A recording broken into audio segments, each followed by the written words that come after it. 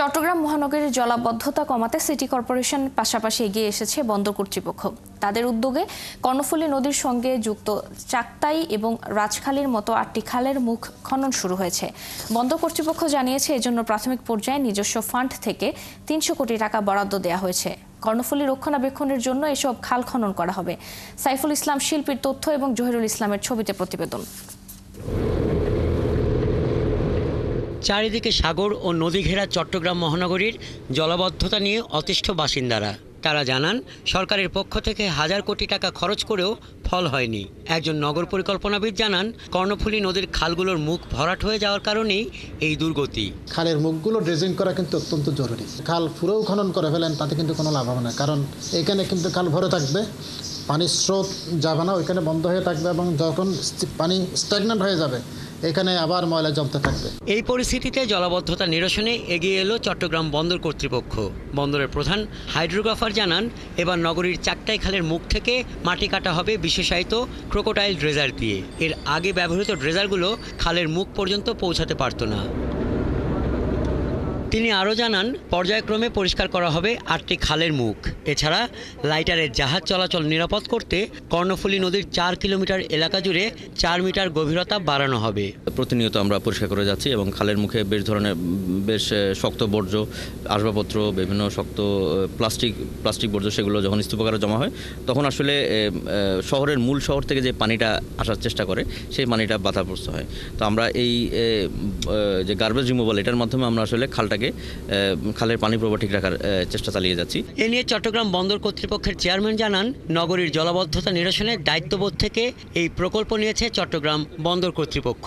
যেখানে আমাদের অ্যাম্ফিবিয়ান ড্রেজারগুলো যেতে পারে, আমাদের সক্ষমতা আছে, ওইটাও আমরা ম্যাক্সিমাম করে দিচ্ছি। দ্বিতীয়ত হলো আপনার যেই ভিতরে আপনার বিভিন্ন ড্রেনেজ এবং খালের মুখ যেগুলো আছে এই সমস্ত জায়গাও আমরা কিছু জায়গায় আমরা পরিষ্কার করে দিচ্ছি। প্রতিষ্ঠান হিসেবে চট্টগ্রাম বন্দরের এই উদ্যোগকে সাধুবাদ জানিয়ে চট্টগ্রামের মেয়র বলেন সব সেবাদানকারী প্রতিষ্ঠানগুলো সম্মিলিত উদ্যোগে এবং নগরবাসীর সহযোগিতায় চট্টগ্রামের মূল চ্যালেঞ্জ এই জলাবদ্ধতা সামাল দেওয়া যাবে। যেভাবে তারা কাজ করছে, আশা করি সবার সম্মিলিত প্রয়াসে আমরা ইনশাআল্লাহ এবার জলাবদ্ধতাকে আমরা যেটা আমাদের মূল চ্যালেঞ্জ সেটাকে সবাই মিলে আমরা হয়তোবা সামাল দিতে পারবো বলে আমরা আশা করছি। সবার আশা এই প্রকল্প শেষ হলে এবারের বর্ষা মৌসুমে নগরবাসী কিছুটা হলেও স্বস্তিতে থাকবেন। হাসান আহমেদ, ৭১। এই বিষয়ে আরো জানাতে আমাদের সাথে যুক্ত হচ্ছেন সহকর্মী সাইফুল ইসলাম শিল্পী। শিল্পী, খাল খনন হলে শহরবাসী কিভাবে উপকৃত হবে এবং জলাবদ্ধতার সমস্যার স্থায়ী সমাধান পেতে প্রশাসন কি উদ্যোগ নিচ্ছে আমাদের জানাবেন। ধন্যবাদ আপনাকে। আমরা এখন আছি চাকতাই খালের মুখে, যেখান থেকে ড্রেজিং শুরু হয়েছে। আপনি জানেন যে চট্টগ্রাম মহানগরীর প্রধান সমস্যা জলাবদ্ধতা। দীর্ঘদিন এই জলাবদ্ধতা থেকে নগরবাসী রেহাই পাচ্ছে না। একের পর এক বাজেট এবং বরাদ্দ দিয়েও জলাবদ্ধতা নিরসন করা সম্ভব হচ্ছে না। তবে এবার চট্টগ্রাম সিটি কর্পোরেশন, পানি উন্নয়ন বোর্ড এবং চট্টগ্রাম উন্নয়ন কর্তৃপক্ষের পাশাপাশি এবার এগিয়ে এসেছে চট্টগ্রাম বন্দর কর্তৃপক্ষ।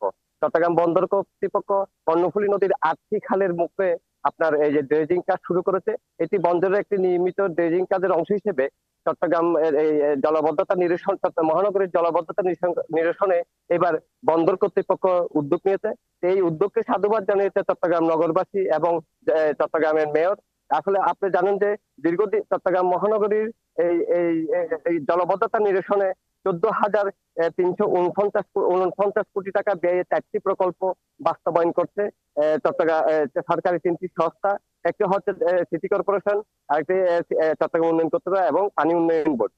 এই প্রকল্পগুলো চলছে প্রায় ৫ থেকে ১১ বছর ধরে, কিন্তু জলাবদ্ধতা নিরসনের কোনো আভাস দেখা যায় না। প্রতি বছর সামান্য বৃষ্টিতেও নগরবাসী হাঁটু পানিতে ডুবে যায়, কোমর পানিতে ডুবে যায়।